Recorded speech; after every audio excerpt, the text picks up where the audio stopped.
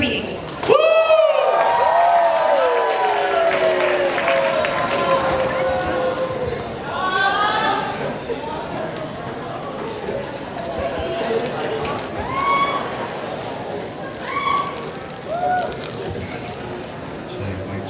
Check. What's up, family? How we doing? We good? Is there any Filipinos in the house?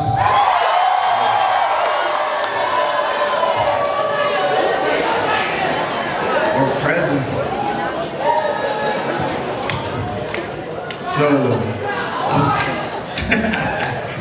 So I'm from LA, and And so I kind of grew up in a place where I wasn't sure if Filipino was even a real thing because there's no other Filipinos but me.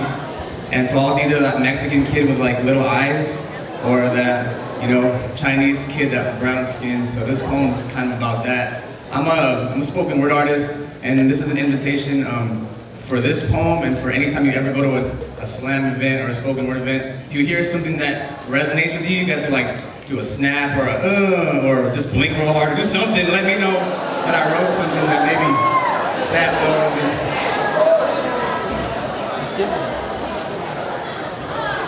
Take my glasses off. I didn't pay the extra $5 for the non-glare. You guys look shiny.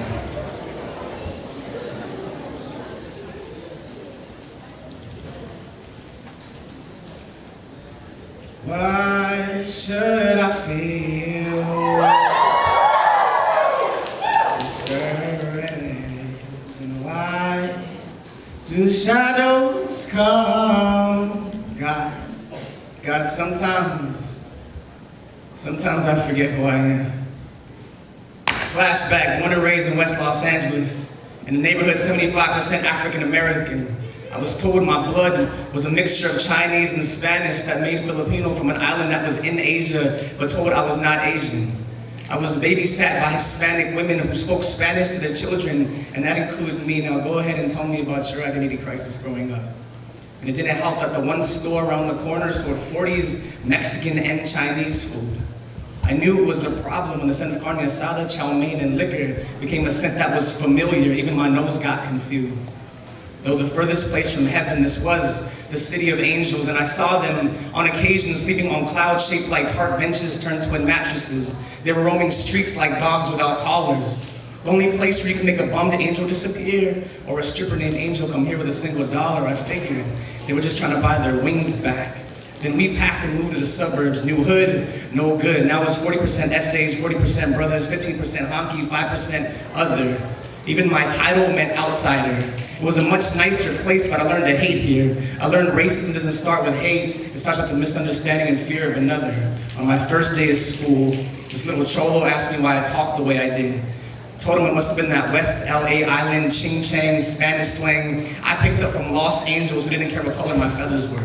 The same dude got the nerve to ask me how a chink like me deserved to carry a Spanish last name. In the 9th grade, I was called a jack and a wetback on the same day, by different people in different ways. One joking, one not. Both thought they were funny, but both not. All walking up to me, and later all ended up with my boy walking up to me saying, "Yo, what's wrong, my nigga?" Now telling me, you wouldn't be just a little confused. And it got to the point when people asked me, "What are you?" I just thought of the answer that made them feel most comfortable. Almost like I was practicing making others feel better about themselves by forgetting who I was. Who am I? I used to dance around that question like a one-legged ballerina, trying not to draw too much attention. But the tension of dancing to music without knowing the roots finally taught me a lesson. My whole life, people trying to figure me out and never asked me the same question: who am I?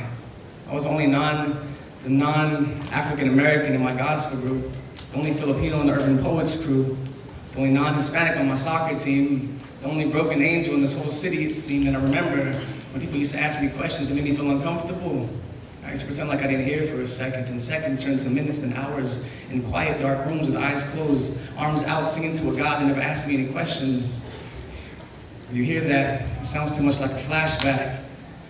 It sounds too much like music. Thank you.